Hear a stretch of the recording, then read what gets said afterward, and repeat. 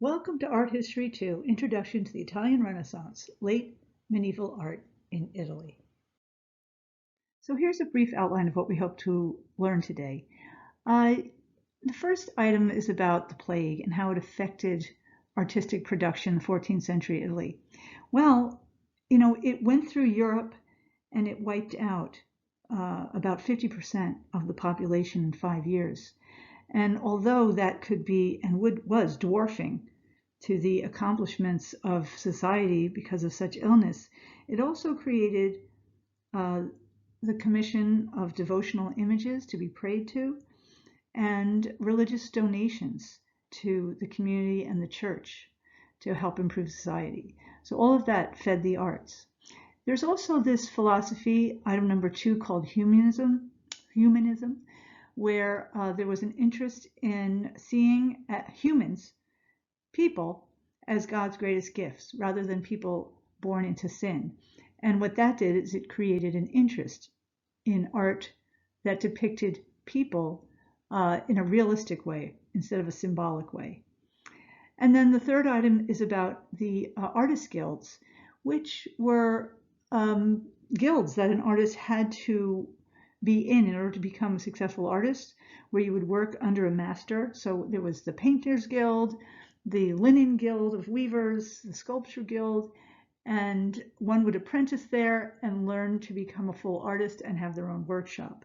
But that was the only way to become successful. Item 4 outlines 2 major artists named Giotto and Duccio in Italy, who were the first ones to really be able to break through symbolic ways of creating art and move towards things that seemed more realistic. The fifth item was also about that idea that if we were really looking at humans and trying to depict them in their natural state, that also went for other things like architecture, how people fit into architecture, even natural surroundings, trees. So it became an optical interest, almost a scientific look at our surroundings for the very first time. And we're going to find out that the High Renaissance, item number 6, happened specifically or originated specifically in Florence, Italy, and also Italy as a whole. And we'll talk about why that happened. Here's a map of Italy from the 1400s. And if you look at the different colored areas, you see it's broken up into sections which were called city-states, as if they were their own smaller countries with separate governments. And if you look at it, some say republic and some say duchy. A republic would be a government like ours, where the officials are elected. A duchy is a monarchy, where rulers are born into that state. So, if you think about it, a republic creates a freedom of thinking and a pride in their civic community, whereas monarchies or divine rule can breed oppression. So, we're going to take a look at why the Renaissance started in Italy and why specifically in Florence. Well, first of all, Italy is the seat of the Pope, right, in Rome, and the Church commissioned many works of art for all of the cathedrals and churches throughout Italy. So that gave work to a lot of the artists. Second, in Italy, throughout Italy, there were excavations where they would dig up ancient Greek and Roman classical sculpture from 500 BC. And these works from high classicism were really a marvel to the people who discovered them.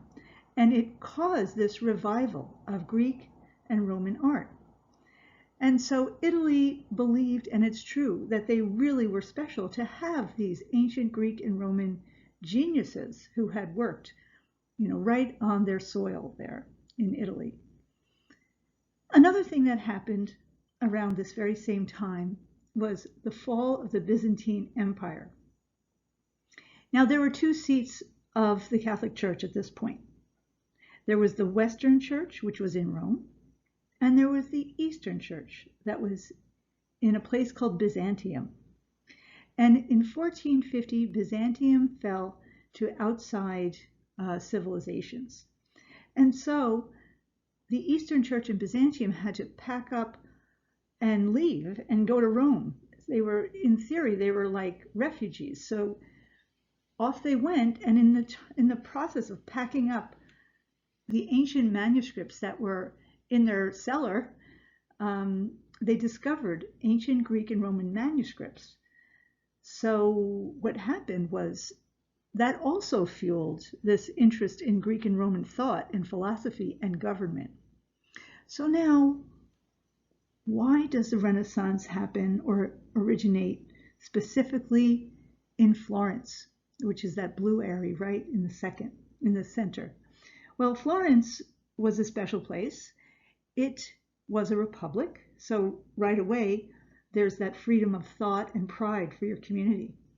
But also there was a family called the Medicis, who were a family of bankers, very, very wealthy. They were so wealthy that they could influence elections that would affect their own political bent. And they put lots of money into public art and also religious art. And they created the first public library. They created a Platonic academy, which taught the philosophies of Plato. And basically, the Medicis paid for the Renaissance. So I don't know that the Renaissance would have ever happened without them.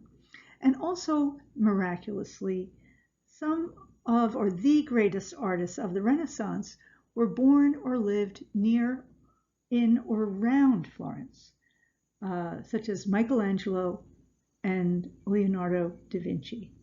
And they were supported by the Medicis as well. Another reason why the Renaissance started in Italy is because of this man. This is St. Francis of Assisi, which is a town not too far from Florence. And this was created about, less than 10 years after St. Francis lived. St. Francis preached a philosophy that we call it humanism.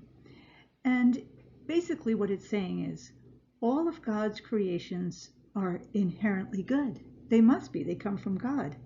And God's greatest creation is man. So therefore, man is inherently good, born with the Holy Spirit, versus a thought or a way of looking at humans that was prevalent before that, in which people believed that humans were born into original sin. They were not inherently good. That comes from the idea that Adam, who ate the apple, committed the original sin, and only through salvation could man find goodness. So St. Francis was preaching that humans were inherently good, and it created an interest in how the human body looks in real space. So in this depiction of St. Francis, this would be medieval art. It's earlier. It's where the Renaissance comes from. So in this, we see something that is more symbolic. The figure is stiff. He has his clerical robes, but the folds look stiff. See the straight line right above his feet? Those folds don't look like they're going to blow in the wind. And his feet, rather than actually being on the ground, they point down as if he is floating. And he doesn't fit into a quote-unquote real space. Instead, what the artist does is the artist puts St. Francis in the middle and then creates scenes of his life surrounding him. So they're not proportional to the size of his body. And the scenes are him performing miracles, healing the sick, and preaching to the birds, because St. Francis had a type of a spiritual connection directly with nature and God's creation. St. Francis is also showing us one of his miracles, which is the miracle of stigmata. And you see he's holding up his right hand. He's got a little mark on the inside of his palm and the back of his other hand, and also the same mark on his feet. And those represent the wounds of Christ, where Christ had been nailed to a cross. And stigmata, the miracle of stigmata is where one begins to bleed from the wounds of Christ. Adding to the symbolic nature of this work is the use of gold leaf. Gold leaf was, and still is, some people use it, very thin, small sheets of gold that are burnished onto a work. So although he looks like he's surrounded with a yellow background, that is actually very thin sheets of gold. And it adds to the preciousness of this altarpiece. An altarpiece is a work that's meant to be placed at the altar of a church where the priest would be giving communion and sermons. So what we're seeing here is this is medieval art. This is an example of a flat patterned, not proportional work. It's symbolic and it has gold leaf to create its preciousness. Now we're going to see the emergence of a new realism that Renaissance artists or pre-Renaissance artists began to embrace. So here's an artist from Siena. His name is Duccio. This is only 70 years later than the work of St. Francis, which was done very symbolically. So in this work, we're going to take a look at how things have changed. So now this is a depiction of Christ entering Jerusalem. It's Palm Sunday, the week before, the Sunday before Christ was to be crucified, where he rides into Jerusalem on a donkey. And you see there's a little boy with a palm in his hand. Palms were laid at the feet of Christ for him to ride across. The crowds are very excited. So what's realistic or more realistic about this than the last work? Well, Christ fits quite well on that donkey. It's very believable. And as this procession marches through, we can see he's going to go through an archway, and that certainly seems like the donkey could fit through there. And there's a little bit of, or quite a bit of, a sense of what that archway is like, how deep it is, how high it is. And he's going to keep riding up to the left till he gets to the church. Some of the other things that are more about realism are look at the crowd, look at how they're showing emotion, how they're turning this way and that in excitement. And there's this part of the story is a little boy who really wants to see but can't see over the crowds, and he climbs up a tree, and you can see that. So although this might look kind of awkward to us because we know we can have seen realism in all its states, this was a big advance for them in the early 1300s in Italy. So here's another work by Duccio from around the same time. And in many ways, it's very traditional. We've got the Virgin Mary with Jesus in the middle. It's very symmetrical on each side. There's still some gold leaf in there. However, some things are changing. The figures look at each other. They're showing some type of personality to each other. There are 4 figures in the foreground, which are the patron saints of Siena. They're the ones that are kneeling. And each one of them almost is like a little portrait of a different person. And rather than having robes that just are stiff, made out of stripes to present the folds kind of fall with weight, and they have a realism to them that was new and exciting for the people who were looking at art back then. Now, enter the scene is the father of Western art, and his name was Giotto. And he lived contemporary to Duccio. And here he creates this Madonna and Child altarpiece that has some different qualities. And it's got some same qualities. If you look at the background, it's got that yellow, which is actually gold leaf, to assert the preciousness of this that came from the late medieval times. But now, what is different? Well, take a look at the Madonna. She doesn't look like she's immaterial and could float away with a breeze. She's solid, almost like she herself is an ancient Greek or Roman sculpture, almost like she has been made out of stone herself. and is not going to be easily moved or budged. Now, not only does she have weight, she has anatomy. You can see some of her anatomy through her garments on her chest, and those garments fall and they create shadow, light and dark. So we really get a feeling that this is a person in the 3D world. She sits inside of a medieval throne that also she fits very well in. Around her are angels, and although they are a little smaller by proportion, they seem to stand in the room with her on the floor rather than floating or stacking in the background. And that's why we have that large space on the top. So the reason why Giotto is called the father of Western art is because he is the one that makes the greatest advances towards moving towards realism, to create things that look real. So here's a depiction of St. Francis by Giotto, and it's kind of interesting to see how it compares to the other very symbolic St. Francis that we first looked at. And this is only 65 years later, so Giotto has made great advances in naturalism. Look at the folds in the robes, the lights and the darks, and the lights and the darks on the faces, and the way the figures fit into the landscape and the space, and the birds in motion. So here is Giotto's masterwork. This is called the Arena Chapel, named the Arena Chapel because it had been located next to a Roman arena, which is no longer standing. It is located in the city of Padua, just outside of Venice. And if you ever go to Venice, venture out to Padua and visit Giotto's Arena Chapel. So it was commissioned by a man who wanted a private chapel for his family to worship in.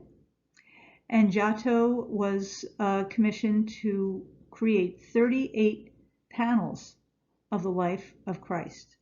So he created the stories of Christ's life in a natural way, with people in it in a natural environment, which the community, when they came in, could relate to it, being figures in a natural environment ourselves.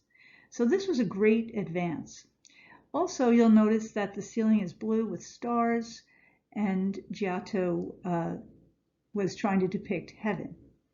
So rather than these figures looking like biblical figures in a spiritual world, they look like real people in our own natural environment.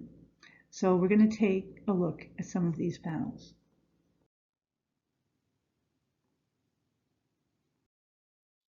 This panel from the Arena Chapel is called the Lamentation. Lamentation, to lament, means to mourn. And this panel in particular reveals many advances that Giotto's painting had. For example, take a look at the seated figures. We see them only from the backs. They have weight, they have proportion, and they push all the other figures back. So they have a foreground, so there is a middle ground. So that creates a stage. And then if you look at the lighting on the robes, we can kind of tell that there's a light source from above, maybe above and a little to the left. So the lighting is something Giotto is using, or something that becomes called chiaroscuro, which is lightness and darkness in Italian, in shading. And then the third thing is the emotions. Look at the emotions on all the figures. This is the Lamentation. This is the moment when Christ has been brought down from the cross and he's among his disciples. His mother Mary cradles him in her arms, looks at him in grief. Mary Magdalene holds his feet and in despair looks at the wounds in his feet. Some of the other disciples exhibit different emotions. We can see an outburst that might be the disciple John. Some of them stand off to the side in resignation. Some are just in complete sorrow. And now we can look up above a little bit. Take a look at the emotion or the emotions depicted in the angels flying above. The anguish, the different hand motions, the different directions in flight. And there's also something called foreshortening. Foreshortening is just when you look at something head on. Like if you might see, if someone's lying down, you might see their head first and then the rest of their body next, back in space. So Giotto is able to create that kind of visual illusion of foreshortening. Now, the other thing is Giotto develops a very important compositional device. Now you see the rock in the background, it swoops down at an angle so that it points to the focal point, which is Christ being held by Mary. And notice that the focal point is off center rather than it being a central type of mural. So all of these things were really great advances. The other thing that is really ancient about this is that Giotto painted this in a technique called fresco. And what that is, it's a mural technique where you take pigment and put it in a lime solution and you paint it directly onto wet plaster that has already been kind of laid down. And when the plaster dries, it no longer will become permanent. So you have to work into it wet. So that's why you see in the background, there's areas, they look like shapes. Those are all shapes of the fresco being done in sections. So when I say this is ancient, it was used in like, ancient Roman times or high classicism, possibly even in the Greek times. So it's very durable. So here's another fresco panel from the Arena Chapel. And by now you may actually identify the subject. It's Christ entering Jerusalem. Remember, like the last one that we looked at, that Duccio created?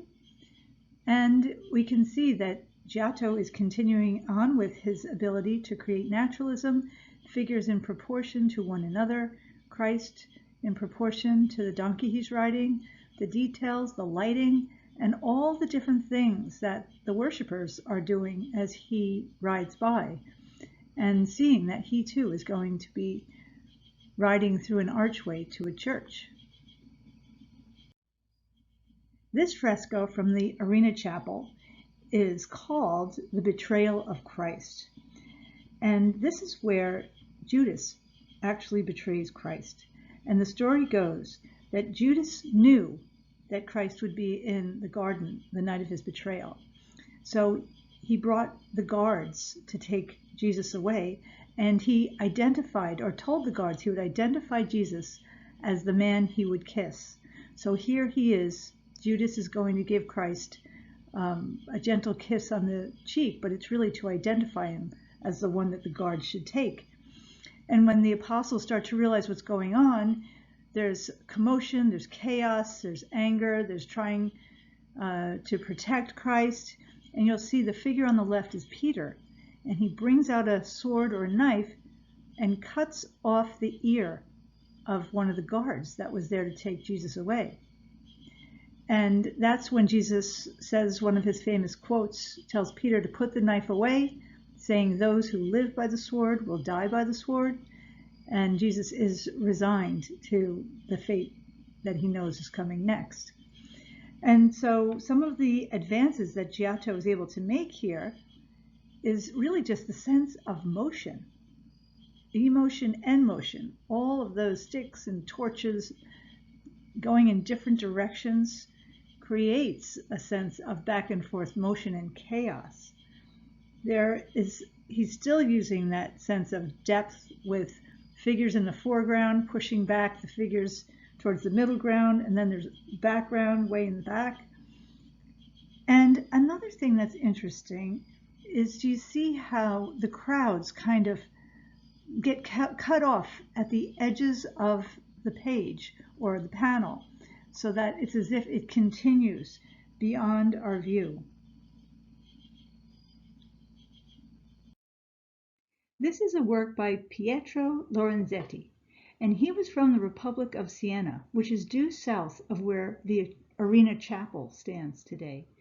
So this is sort of in the area of the shin of the boot of Italy. So you can picture where it comes from. And Pietro and his younger brother, Ambrosio, were both students of Duccio. And here, Pietro creates some new advances in realism, or we can call it the illusion of the third dimension. Now, this is a triptych, which means it's made of 3 panels.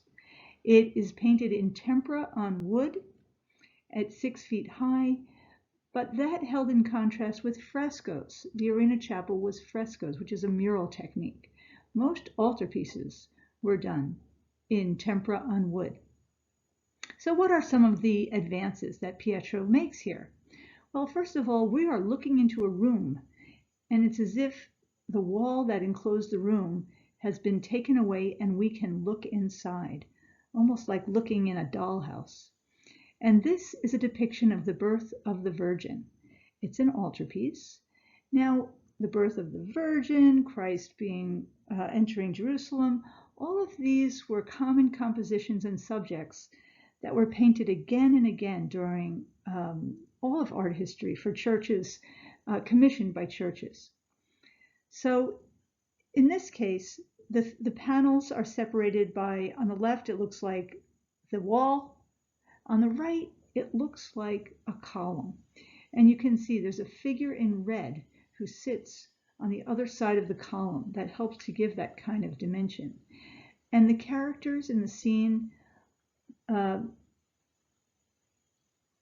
baby Mary is being bathed in the foreground. Her mom, the new mother, sits or lies on the bed. There are people coming in and bringing gifts. We don't see any gold leaf in this composition. It's much more about the illusion of a room and trying to create that space. And this room is decorated in an upper middle class style of the day in Siena. The tile floor, the drapery, the way the ceiling is painted. So this was an important new advance so that the people of the day could really relate to this religious scene that was happening. And it's a far cry from the symbolic altarpiece of St. Francis that we began this slideshow looking at, which was really only approximately 100 years earlier. This is the Palazzo Pubblico, which is the city hall of Siena. And in front of this very majestic building is a large kind of square, not square, it's a circular area, but it's like a town square, and it's got a shallow bowl shape. And twice a year they do a race in there where they have something like 10 horses and they run around 3 laps in the square. So I've been there, and it's actually a very beautiful place. Inside this building is the work of Ambrosio Lorenzetti, who is Pietro's younger brother, who did first a civic commission, which just means it was paid for by the government, which was a republic in Siena, to help promote solidarity for their republic. So we're going to take a look at that. Inside the town hall, Ambrosio Lorenzetti painted 2 very large life-size murals in the town hall where the lawmakers would convene. And they are allegorical paintings to tell the public that they will be safe, and all will be safe if they live under the rule of law. So it was a way to promote peace and tranquility in the city. So they're allegorical paintings, which means they represent ideas such as peace and success. So in the city, under the effects of good government, what will happen? There'll be beautiful architecture. There'll be people dancing in the streets in a little circle dance. You see that in the middle. There'll be merchants selling their goods. There'll be processions of people of all different walks of life riding through town on their neatly groomed horses. There'll be people who are bringing livestock through the town and tending them. So here is the second large mural-sized fresco done by Ambrosio Lorenzetti to depict what happens under the effects of a good government in the countryside. And you can see this is the countryside of Tuscany. And if you ever get a chance to go there, it's beautiful. So the rolling hills, the patterned farms, the fields on top of the little hills are castles and villas, and there's farmers tending their flock. And up in the left, there is a little figure. She doesn't really exist. She represents an idea. And it actually says on that piece of scroll that she's holding that there's safety to all who live under the rule of law. So in both of these, we see really an illusionism of the landscape and the city that has not ever been done in recent art history of this time. So, more illusionism. So to conclude, we can look at a couple of different questions here. How did artists create that 3D look during the early Renaissance? And remember, 3 dimensions, in this case, it's an illusion. It's illusionism because it's really a flat surface we've been looking at. So they did that, like say Giotto created that stage-like foreground, middle ground, background. He introduced light and shadow to make things sort of become 3D and look like they turn in space. They used foreshortening, which is when you see a person at an angle, the things that are farther away are smaller, things closer are larger. And they used anatomy and to be able to kind of detect the human anatomy even below the clothing. So, and how does that relate to humanism? Remember, humanism is a celebration of humans that was taught by St. Francis, that humans are born good, rather than being just rejected as sinners from the moment they came into this world, who could only become good through salvation. Rather than that, St. Francis preached that humans are God's greatest creation and inherently good. So artists began to really look at the human body and depicting them in space. So also, why were ancient Greek and Roman works important to the artists in the early Renaissance? Why were they influenced by them? Giotto was influenced by Greek and Roman art rather than looking at that symbolic medieval style. And it's because ancient Greek and Romans, we're talking 500 BC, were absolute masters of rendering, sculpting the human body. And remember, the Renaissance is a rebirth of Greek and Roman art because of that interest in depicting quote unquote realism and the realistic human body and other things in nature. And then the last question is, what is an allegorical work of art? Number one, an allegorical work of art is a work that depicts ideas rather than facts.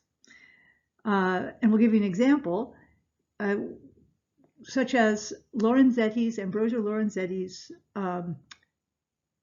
effects of good government. So the next part of the question is, how did artists of this period convey political messages? So the Lorenzetti murals at the Palazzo Pubblico in Siena were not literal, factual depictions of the landscape and city. Rather, they depicted ideas. If you are a good civic person and your government is good, there will be peace. There will be people dancing in the street. Merchants will do well. And he depicted all of that. And the same for the peaceful countryside in the Tuscan surroundings. The farms will be plentiful, and there will be peace in the countryside. So that concludes our introduction to the Italian Renaissance, and I hope you enjoyed the show.